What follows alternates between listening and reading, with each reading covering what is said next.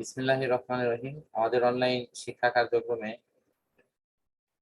মাধ্যমিক শ্রেণীর পদার্থবিজ্ঞান এর গতি অধ্যয়নে আমরা আলোচনা করছি। আমরা এই অধ্যায়ে যেহেতু প্রস্তুতিমূলক এটি একটি রিভিশন ক্লাস, সে কারণে শুরুতেই আমি এই বিষয়টি উপর একটি ধারণা দিচ্ছি যে আজকে আমাদের এই গতি, স্থিতি এবং বিভিন্ন প্রকার গতি সংক্রান্ত রাশি, ভেক্টর রাশি, স্কেলার রাশি এবং গতি বিষয়ক বিভিন্ন সমীকরণ, তাদের পারস্পরিক সম্পর্ক, মুক্তভাবে পড়ন্ত বস্তুর গতি, লেখচিত্র সংক্রান্ত কিছু আলোচনা এবং সবশেষে গতির প্রভাব নিয়ে আমাদের দৈনন্দিন জীবনে কি অপশনটি কাজ করবে সেটি সম্পর্কে ধারণা দেব। প্রথমে আমরা দেখব যে গতি রাশি, যে প্রথমে আমরা পড়া শুরু করি গতি সংক্রান্ত রাশি, তার মধ্যে শুরুতেই আছে হলো স্থিতি এবং হলো গতি। স্থিতি কি, গতি কি? কোন বস্তু যদি বাহ্যিকভাবে বল প্রয়োগ না করা হয় তাহলে এই স্থির বস্তু চিরকাল স্থির থাকবে, সময়ের সাপেক্ষে বস্তুর অবস্থানের পরিবর্তন হবে না। এই ধরনের অবস্থাকে বলা হয় স্থিতি। সময়ের সাপেক্ষে যদি বস্তু তার অবস্থানের পরিবর্তন করে তাহলে বস্তুর এই অবস্থার নাম হলো তোমার গতি। এখন আমরা অনেক সময় এই গতি এবং স্থিতি এই বিষয়টিকে একটু আপেক্ষিক অবস্থান থেকেও ধরে থাকি। দুইজন বন্ধু পাশাপাশি ট্রেনে বসে গল্প করছে, এখানে যদি তারা বাইরের কোনো দিকে না তাকায় তাহলে দুইজন বন্ধুর সাপেক্ষে পরস্পরকে স্থির মনে হয়, কিন্তু আসলে কিন্তু তারা স্থির না। এরা প্রচন্ড গতিতে কিন্তু ট্রেনটি ছুটে চলছে। পাশে দাঁড়ানো, রাস্তার পাশে দাঁড়ানো কোনো ব্যক্তিকে সে যদি দেখে তাহলে তখন সে বুঝতে পারবে যে ট্রেনটা সামনের দিকে এগিয়ে যাচ্ছে আর গাছপালা এবং ওই মানুষগুলো পিছনের দিকে সরে যাচ্ছে। সুতরাং তার গতিশীলতা বা স্থিতিশীলতার এই বিষয়টি কিন্তু অনেকটা আপেক্ষিক হয়ে দাঁড়াবে।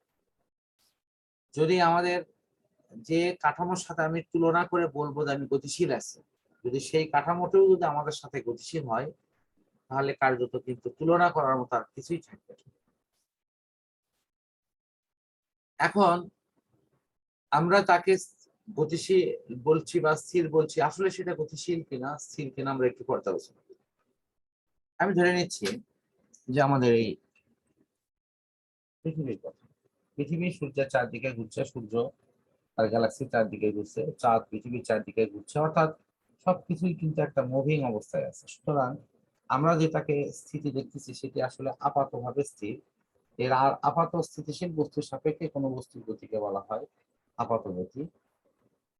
পরম স্থিতিশীল কোনো বস্তু না থাকায় আমরা পরম স্থিতি পাবো না, আর পরম স্থিতিশীল বস্তু না থাকায় আমরা পরম গতির সংজ্ঞায় যে আমরা পরম স্থিতিশীল বস্তুর সাপেক্ষে কোনো বস্তুর গতিকে বলা হয় পরম গতি। যেহেতু পরম স্থিতিশীল বস্তুই নাই, সুতরাং এই তুলনা করা সংজ্ঞা দিয়ে আমরা কখনোই পরম গতিকেও খুঁজে পাবো না। এখন এই কারণে আমাদের একটি লাইন সবসময় উচ্চারণ হয় যে সকল গতি আপেক্ষিক এবং সকল স্থিতি আপেক্ষিক। আমরা কিছু সংজ্ঞামূলক অংশ দেখবো এখানে, যেটি আমাদের এখানে আলোচনায় আসবে। সেটি হলো সরল রৈখিক গতি। সরল রেখা বরাবর যদি যে গতি কাজ করে সেটি সরল রৈখিক গতি। ঘূর্ণায়ন গতি, কোন একটা বিন্দু বা অক্ষের সাপেক্ষে যখন কোনো কিছু ঘোরে তখন সেটি ঘূর্ণায়ন গতি। চলন গতি, কোনো বস্তু যদি একাধিক অংশ এমন ভাবে চলে যে সকল অংশ সমান সময়ে সমান পথ অতিক্রম করে তাহলে সেটিকে বলা হবে হলো তোমার চলন গতি। এরপরে হলো পর্যাবৃত্ত গতি। পর্যাবৃত্ত গতি সম্পূর্ণ কোনো একটি বস্তু গতি নিয়ে আমাদের এখানে আলোচনায় আসবে। তাহলে আমাদের এই পর্যাবৃত্ত গতিটা আসলে কি? কোনো বস্তুর গতি গতি যদি এমন হয় যে তার গতিপথের কোনো নির্দিষ্ট বিন্দুতে নির্দিষ্ট সময় পর পর একই দিক থেকে সে বারবার অতিক্রম করে তাহলে সেই গতিকে বলা হবে পর্যাবৃত্ত গতি।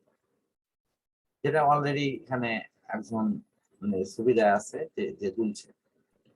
সরল স্পন্দন গতি, সিম্পল হারমোনিক মোশন, এটি এই যে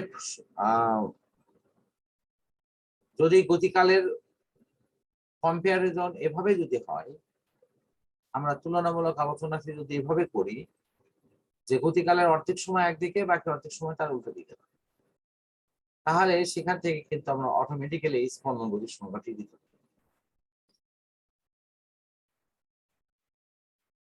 এরপর আমাদের আসবে হলো তোমার ভেক্টর রাশি, স্কেলার রাশি।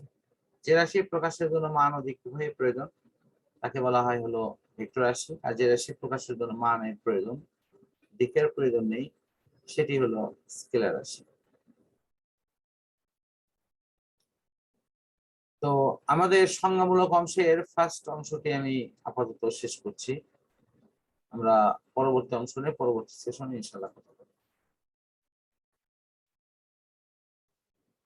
বিসমিল্লাহির রহমানির রহিম। আমাদের অনলাইন শিক্ষা কার্যক্রমে আমরা পদার্থবিজ্ঞান এর গতি অংশ নিয়ে আলোচনা করছি, যেখানে এই গতিবিদ্যার অংশটি মূলত নিউটনিয়ান বলবিদ্যার মাধ্যমে আমরা এটি আমাদের এখানে অন্তর্ভুক্ত করেছি।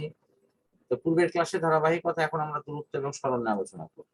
দূরত্ব হলো যে কোনো দিকের ব্যবধান, প্রথম অবস্থান আর শেষ অবস্থানের মধ্যে ন্যূনতম রৈখিক দূরত্বটাই হলো দূরত্ব। অন্যদিকে সরণ হলো নির্দিষ্ট দিকে অবস্থানের পরিবর্তন, অর্থাৎ অবস্থানের পরিবর্তন এক্ষেত্রে হবে, তবে এটা নির্দিষ্ট দিকে হতে হবে, তাহলে সেটি হবে হলো সরণ। এখানে ছবিতে দেখা যাচ্ছে, আমরা অনায়াসে কিন্তু এখান থেকে বুঝতে পারি পুরো পথটা ঘুরে দেওয়াটা হলো তোমার গতি, আর এই যে লাল দাগ বরাবর দেওয়াটা হলো সরণ। এরপরে আছে দ্রুতি এবং বেগ। প্রতি সেকেন্ডে যে কোনো দিকে অতিক্রান্ত দূরত্বকে দ্রুতি বলা হয়, আর নির্দিষ্ট দিকে একক সময়ে অতিক্রান্ত দূরত্বকে বেগ বলে। আমরা অটোমেটিক্যালি দ্রুতি এবং বেগের সংজ্ঞা, এটা আমি মনে করি তোমরা এমনিতেও পারার কথা। তো এরপরে তুমি দেখো যে দ্রুতি বেগের তোমার একক, মাত্রা, এগুলো তো আশা করি সমস্যার কথা না। মাত্রার ক্ষেত্রে আমরা এল, এম, এল, ইনভার্স কত, আমরা এই এর ক্ষেত্রে কি মিটার পার সেকেন্ড না একক? মিটার জি মানে স্যার, হলো বেগের ক্ষেত্রে মিটার হলো এল, আর সেকেন্ড হলো টি, তাহলে এল টি জি স্যার। ইনভার্স না? জি স্যার। আচ্ছা, তাহলে এগুলো আমরা এমনিতেই পারবো ইনশাল্লাহ। এরপর আছে ত্বরণ আর মন্দন। সাধারণত বেগ বৃদ্ধির হারকে বলা হয় ত্বরণ, আর বেগ হ্রাসের হারকে বলা হয় মন্দন। তো বেগ বৃদ্ধির হার কথাটি ত্বরণের জন্য অ্যাপ্রোপ্রিয়েট সংজ্ঞা হয় না, আসলে এখানে বলতে হবে বেগ পরিবর্তনের হার। তাহলে আমাদের ত্বরণ এবং মন্দন উভয়ই কিন্তু আমরা ব্যাখ্যা দিতে পারবো। এরপরে হলো তোমার গতির সমীকরণ নিয়ে আলোচনা। আমরা এর পরবর্তী সেশনে গতির সমীকরণ নিয়ে ইনশাআল্লাহ আলোচনা করব।